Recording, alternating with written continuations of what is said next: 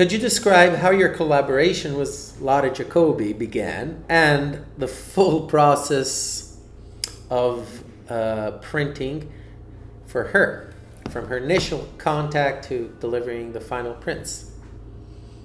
Okay. I I don't remember exactly, but somehow uh, Richard Benson contacted me and said he wanted me to meet this woman from Connecticut who was a friend of his, and um, have her have us go to Lotte Jacobi, meet Lotte Jacobi. And I had heard, I don't know. He said she was an old photographer and she needed some help, and I think he said that then. Um, so I don't remember whether I had an inkling that she wanted printing done then or not. I don't recall that I did. Um, I think he just said she was an old photographer up there and I should meet her. So through this lady, we got in my car and started heading out of Brattleboro on the 50-mile drive to Deering to Lottie's house. And she said, "Did you bring your portfolio?" And I said, "Oh no, I forgot." So we turned around, went back to the gallery and darkroom space where I was doing work from, and grabbed it. And we started off again, got to Lottie's, and after our introductions and everything. And she didn't have photographs hanging around. She had a room full of plants that, like Christmas cactus and stuff that she'd moved in from the winters. And she told me she was a beekeeper. And I, I we went outside and I did a photograph of her.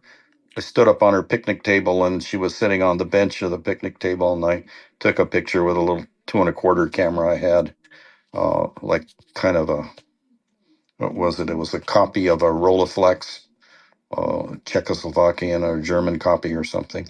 And she used that photograph I took there on the dust jacket back cover of her book, after it had already been printed, and she didn't like the first picture was of her standing in the street on the road outside her house. So she had them redo the dust jacket and put that picture on the back. Um, and she said, if I had to do it all over again, I'd be um, a beekeeper and blueberry farmer and trout farmer That's instead what she of being a said. photographer. Yeah. Yeah. So anyway, she still had bees at the time.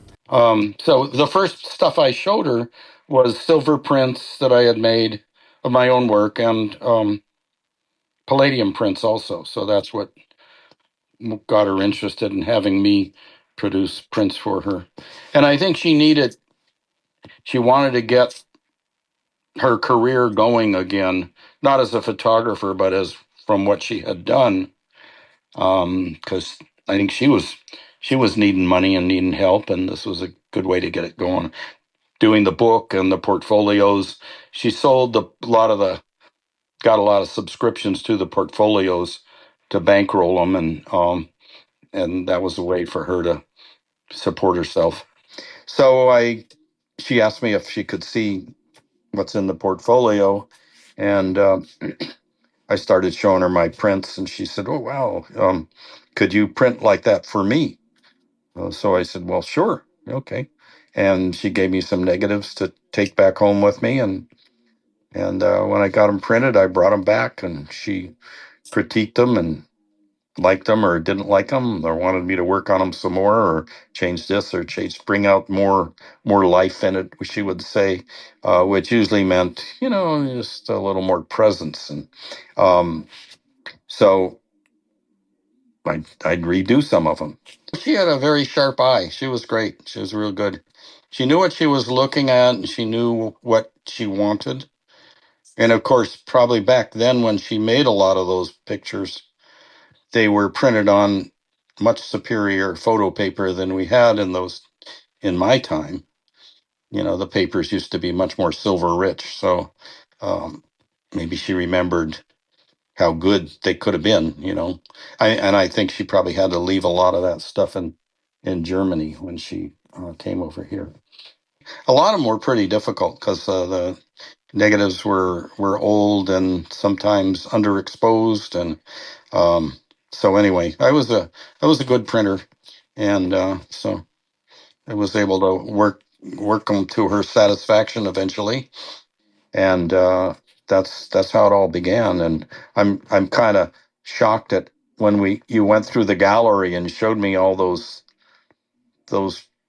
the prints hanging there. I said, oh God, yeah, I remembered so many of them, and I thought, wow, that was so much. There was a ton of work, you know. Yes, that Yeah, and you set up your dark room, uh, yeah. We especially for converted a, that. a room in William's house. It was an old farmhouse at the end of a dirt road, and we built a dark room in there, and everything was done out of there. And we put a lot of water filtration into the dark room because the water came from a well on the property, a shallow well. We'd always run out of water in the summer too.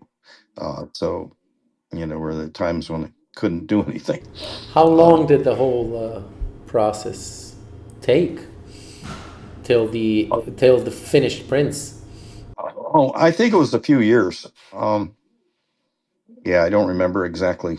And I don't know that I still have records of it all. So I moved so many times in different places and had some flood disasters sometimes. And um, was living in Palm Springs one time, and we had a torrential jet downpour, and the room I had stuff stored in got flooded.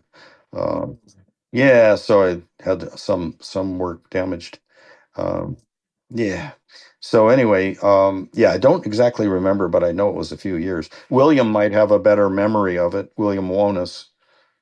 So, and I think the last time I visited Lottie, he came with me. I don't think he ever came another time when I delivered prints.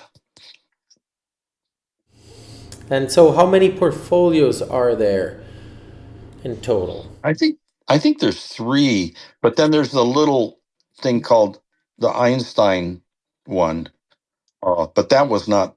I made the prints for reproduction because that was printed in ink, and so I printed all those prints.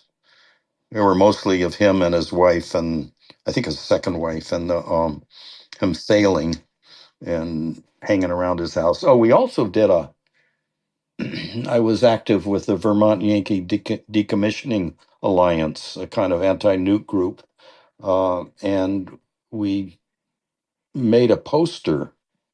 I don't know. I think it was my idea or something to make a poster using her very famous Einstein picture of him sitting at his desk, looking very sad. And Talking about more your personal life here in Brattleboro. How can you describe us the days you were living in the area, and where did you live? What relationship did you have with the people here at Zone 6 or with Fred Pricker? oh yeah, Fred Picker hired me to teach at and take care of the darkroom at his place. I mean, at his workshops. So that was it. I didn't physically work in his shop. Um, I moved to Vermont um, through a friend who had been a student at Yale that I had helped with his photography, and his parents had some land on in Marlboro on a mountain, and so I set up a teepee and lived there, and one or two summers, and see, yeah, and then I just lived around there, renting space from friends, uh, and then we had another guy had gone to Yale, and he set up a little gallery space and dark room uh, on what's that main drag that runs along parallel to the river? It was called the Fuzzy Bean Gallery, named after this guy's dog. Um, what was his name? It was a great big. He had a couple of great big English sheepdogs. You know, those dogs that can't see because they have all this fur coming in front of their face. His dog's name was the Fuzzy Bean, so he named it the Fuzzy Bean Gallery.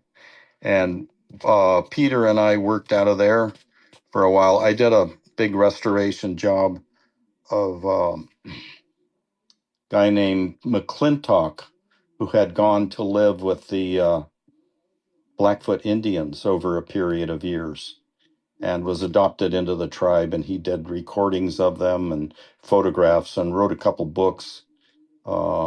Walter McClintock. So Yale had a collection.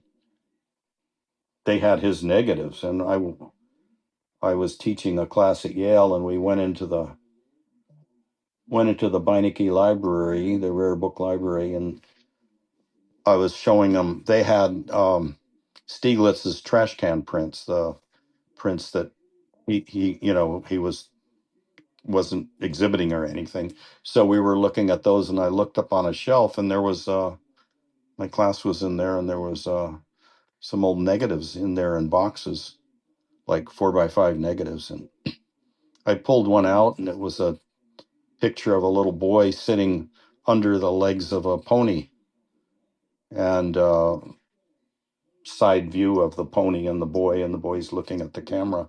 I thought, oh, this is really cute. This is really nice. And so I inquired, and they said, yeah, we've got these. We don't, I said, I don't know how the subject came about printing them, but I printed them, and I made 8x10 copy negatives too, and made prints from those copy negatives, because I could do a lot of work making the copy negatives that made the image better. And then Peter did a what do you call it?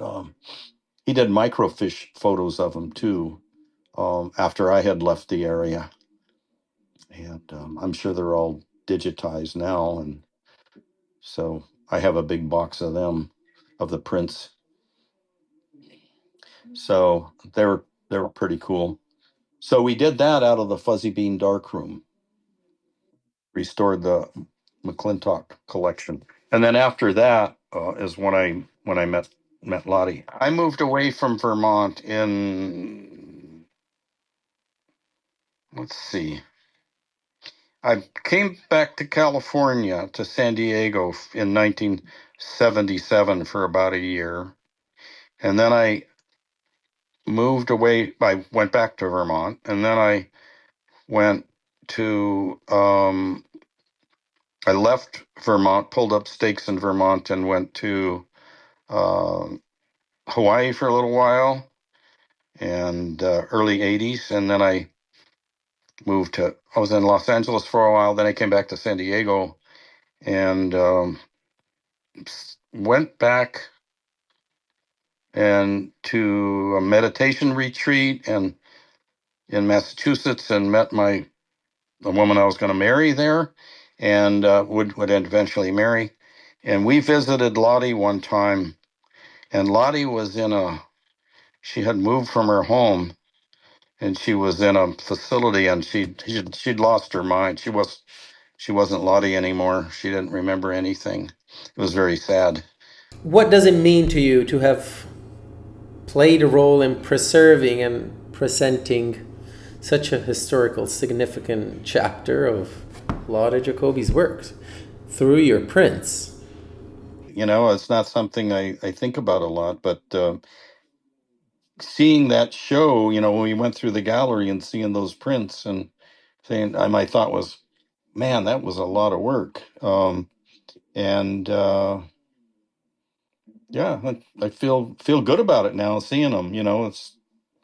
It brings back memories, and I'm very glad to have done it and to helped out Lottie, and help bring all this to everybody. And what you guys are doing with this show is really cool.